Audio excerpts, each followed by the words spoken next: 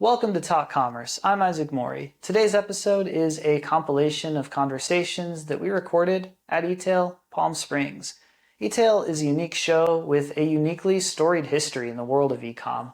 It's been around since before Google was the dominant search engine, and it's still bringing together a smart and unique crowd of e-commerce leaders today. Let's dive right into today's compilation episode. Yeah, I'm Catherine Hayden. I'm the Chief Marketing Officer at Kate Farms, which is a medical nutrition company that makes plant-based organic nutrition shakes and formulas, really for ages 1 to 101. Great. And Catherine, you're going to be on a panel here at eTail Palm Springs. Could you share a little bit about what you'll be talking about there? I am. I was sharing a little bit earlier. I'm on a panel with like total brand crushes with Patagonia and Sur La Table. The theme that we're talking about is authenticity and transparency at retail and what it takes to deliver on that, maybe not just from a brand perspective, but from a real strategic importance. I'll be sharing Kate Farms' origin story and just how we approach authenticity, and looking forward to it. Very cool. Could you give us the 30-second origin story? Yeah. So Kate Farms was founded by parents Richard and Michelle, and really saving their daughter Katie's life. So Kate is real. She was born with cerebral palsy. At 5 years of age, she weighed 16 pounds, which is just profoundly malnutrition. And she wasn't tolerating any of the products on the market. So she was tube fed. So they took matters out of desperation into their own hands. They created the first formulation with a dietitian, vegan chef. And those principles still sort of hold true today. And Kate is now turning 20 this summer and doing amazing. Since then, Kate Farms has grown and helped over 650,000 people. So we have started in the medical channel, and now we are expanding into retail as well as e-commerce. Cool. Anything especially exciting this year that you want to share? I think the biggest excitement this year is broader awareness. So we built out a brand team last year that has really defined the role of the brand, the values of the brand, how we express that. And now we're going to be putting that into place this year with our first brand campaign. We're investing on Amazon in a lot more of upper funnel, so DSP, Prime Video to let people know about Kate Farms. We also are launching an additional flavor on one of our newest and best performing products, high protein nutrition shake, and that will be at retail this summer. Cool. And how's the experience been at eTail? And has there been any key takeaways that you'll be remembering and implementing back in the office? This is my first eTail, and this is actually my second podcast. The first was like 15 minutes ago, so thank you guys for having me. I would say the biggest takeaway for me, there's great learnings across AI and work that's happening across channels.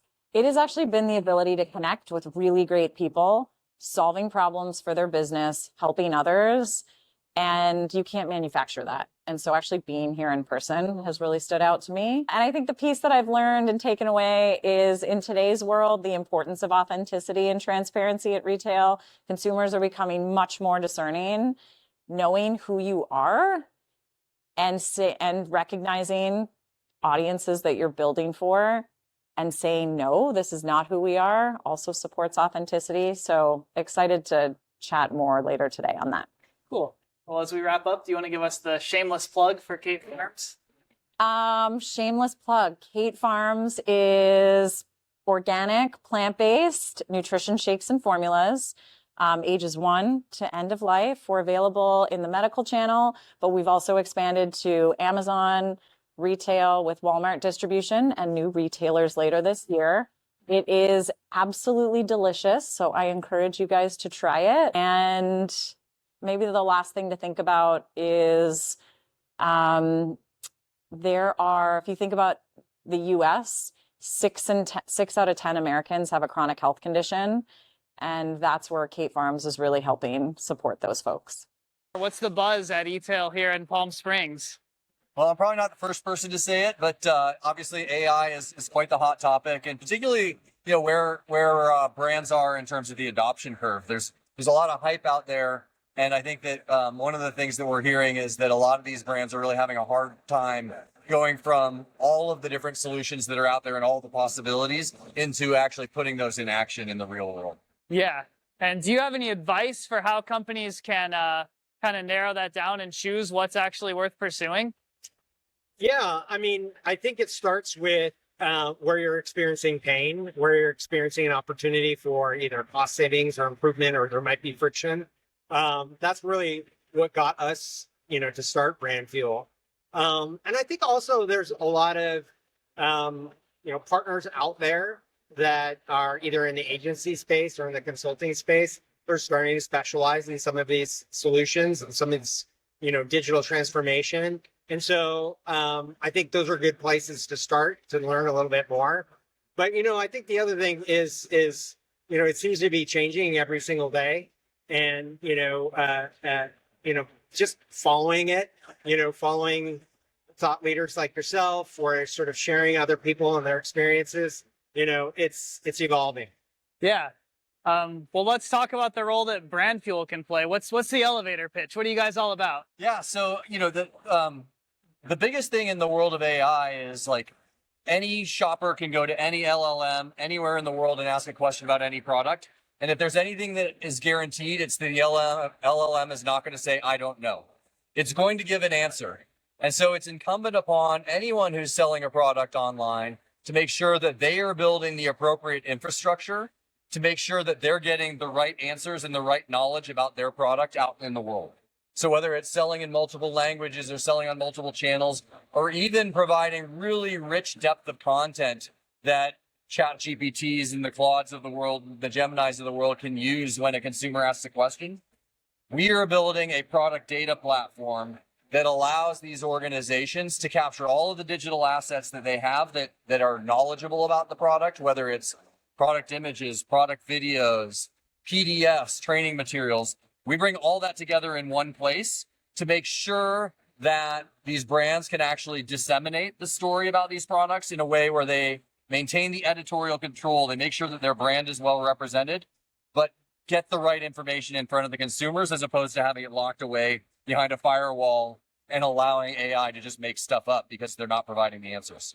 Great. And as we see all these big changes, what would you say is the biggest mistake that brands are making nowadays when it comes to, getting that stuff out there? Well, I would just say burying your head, probably, and saying, well, this is not real yet. This is not ready for me yet. I think this is going to be one of those things that before you know it, it's out there, and a lot of the competition is using it. So I think it's, and the fact that it is, too hard or too complex to sort of figure out, right? So I think, I think if you seek it, there are some really interesting and burgeoning new solution providers, new digital agencies that are wrapping their heads around things like geo and AEO and like agentic commerce. A lot of thought leaders that are blogging about it, that are podcasting about it. And so it's out there and it's happening now. And it's really not as much of a barrier to entry to get in and to try and to really kind of help you operate and unlock some of this opportunity. Great. Last question for each of you. I'll give you each a chance to answer. Final words or hot takes?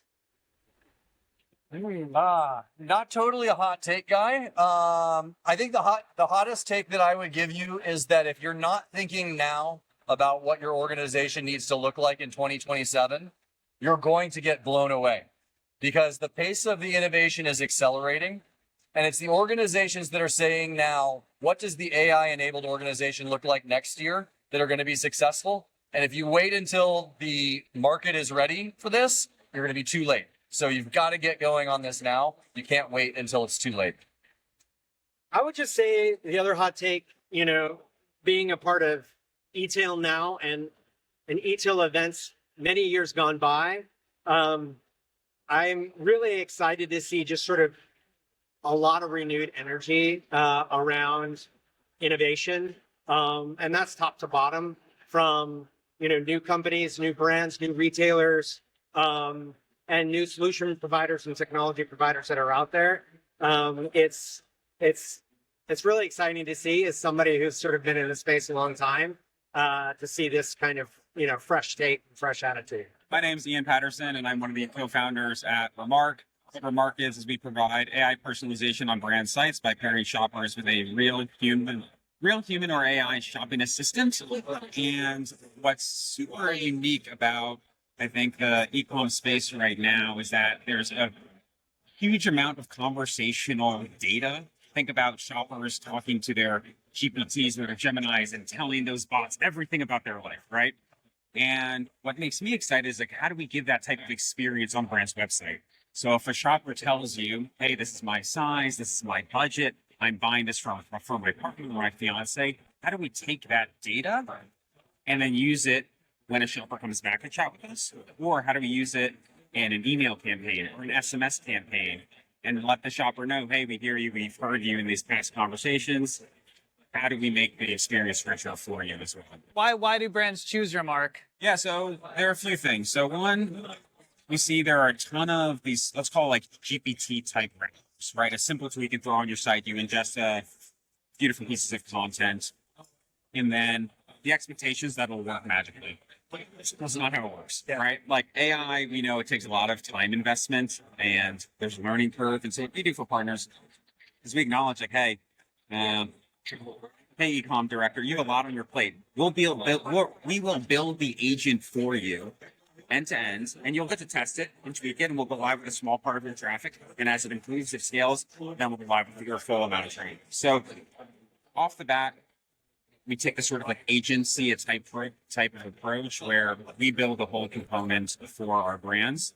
That's number one. Number two, it's how do we utilize the data that we're getting from conversations? Right now, think about all the different emails shoppers are sending or chats they're having, and that data isn't being used, it's cast aside, right? Like all the times you call a brand, they're not doing anything with that data. And like that to us is a massive gap.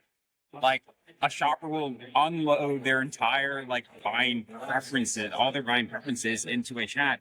And like our view is like utilize that. Like if you're a food brand and a shopper tells you, hey, I'm vegan, don't show them the beef jerky. Or if a shopper tells you, hey, I'm an XL, don't show them all the size small clothes you have. Or if they don't like green, don't show them the green Le Creuset pot.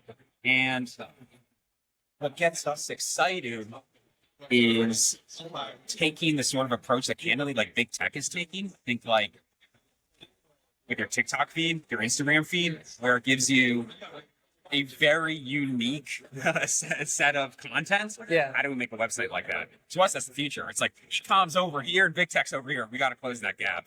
Any hot takes or final words as we wrap up? I'll just say we're curious on if the website that we know today will even exist in a few years. We're seeing more and more shoppers trying to complete their entire journey in chat with other ecosystems. And a lot of brands are like, how do we build out a better website? Maybe that's important. But also think about, if I'm an e-com director, what does buying from my brand look like without a website? Hey there, Isaac Morey here again. If you've listened this far, there is a good chance that e-commerce and retail innovation are topics that you care about. If so, then we should get in touch. We're going to be at eTail Boston this August, so if you're attending, I'd love to meet you in person, potentially even feature a conversation with you on Talk Commerce. Don't hesitate to reach out on LinkedIn and send me a message if you're going, and let's talk. My name's Sebatian Pflumm. I work at furniture.com. We're building the one place to shop for furniture from different retailers. Great. Across the industry. Tell us a little bit more about that. How does furniture.com work? So for most people, furniture shopping is really tedious. They don't have a specific brand in mind. They're spending tens of hours researching online, having 20 tabs open, having spreadsheets and slides. And so that process to find the perfect piece of furniture or multiple pieces of furniture, we're simplifying that all in one place. We bring together retailers across the country. We have their product on our platform, and you can search, discover, organize, and then ultimately also check out. So in a way, we're building an agentic checkout, so the checkout lives with the retailer. The retailer processes the transaction, handles everything post-purchase, but we bring that all together in one place. Gotcha. Tell me about the agentic experience from the consumer side. How does it look for me as a buyer? What's unique for us for the agentic experience is that we do a multi-retailer agentic checkout, right? So if you're on ChatGPT or Perplexity and you use Buy with Pro, it's typically a single product that you found. For us, the agentic piece is that we launched our agent, Dottie, that helps you navigate that furniture buying process. You still have a traditional kind of cart as a way to have multiple items together, but those items may be from multiple retailers. And so then if you're ready to check out, our agent will establish a session in the background with these multiple retailers to place the order. And that could be one order is from Modway, one order is from Kathy Quo. You pick the delivery. Furniture's tricky because there's oftentimes different delivery windows. You may have the tax. And so we do that in parallel live across multiple retailers. Gotcha. Cool. And from the retailer side, what are the big attractions? Mostly, I think it's for them a new audience, right? So we have retailers that, like Bloomingdale's, that maybe you wouldn't think of for furniture shopping, and we attract an audience that is what we call non-brand. They don't know yet that they want the Bloomingdale sofa or the West Elm sofa. They're earlier in their journey, and so we're able to drive up to 40-50% of net new users that have not visited the retailer in the past and then ultimately purchase with them. Cool. Any new features that you're especially excited to share? Yeah, I mean, two things we launched last week. One is our agent, where you can have a two-way conversations to help you explore furniture, Dottie, that launched last week.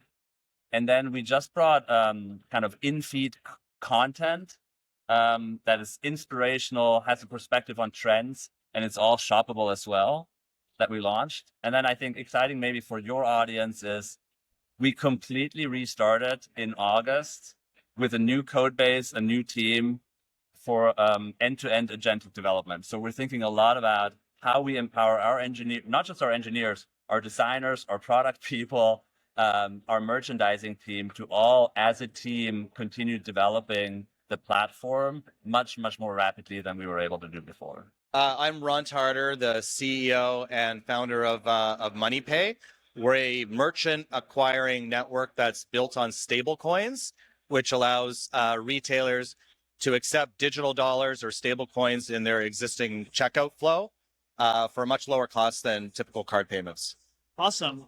So we're here at eTail Palm Springs. What are you hearing from the customers and merchants that you're talking to here on the floor?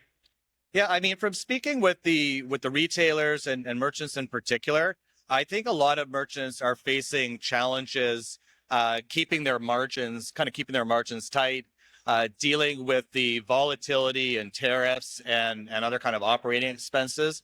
And merchants pay a lot of attention to their whole value chain and making sure that the margins are really tight, sort of maximizing their returns on their investment, on their inventory turnover. But what I've been talking about with merchants is a lot of merchants just sort of accept the cost of accepting payments as kind of a fixed cost that's not negotiable. And the world is changing in that respect. There's a lot of disruption happening in payments and fintech, especially with Congress in the United States recently passing the Genius Act. That was a few months ago. And that's a piece of legislation that regulates the use of stable coins specifically for payments, for everyday retail payments. And what MoneyPay does is it enables merchants to accept stable coins without any kind of like complexity around crypto. All that is abstracted through the MoneyPay system and fits in with the existing checkout flow that merchants already have and that consumers are used to, the process that they're used to going through to make a payment. And the benefit for merchants is instead of paying 3 or 4% in card fees, you can accept stable coins for literally basis points, less than 1%. And the merchant gets their fiat immediately. They don't have to wait T+3. So it saves them on the processing fees and also, helps with working capital and liquidity. And in times of uncertainty and disruption, like cash is king. Like having quick liquidity is really important. So we've had a great reception, a lot of positive feedback, and it's our first time at the eTail conference, and for sure we'll be back next year. Yeah, excellent. Right. Any exciting new initiatives or features that you're launching here in 2026 you want to share with the world? Yeah, well, I mean, we actually launched MoneyPay yesterday.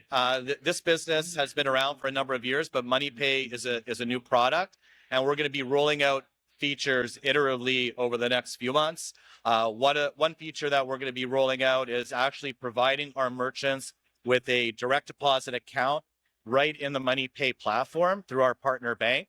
And they'll also have a debit card. So they'll have a real bank account attached to their MoneyPay platform and a debit card that they can use to pay all their bills. So that's an exciting development coming up. Cool. And as we wrap up, do you have any final words or hot takes to share? Yeah, I think be prepared for disruption. Knowing that disruption is around the corner is half the battle, and being kind of resolute on what your objectives are and being able to adapt along the way. So I think that's important for all businesses, not just retailers in uncertain times. Awesome. Well, thank you, Ron. Appreciate your time. That concludes today's coverage of eTail Palm Springs.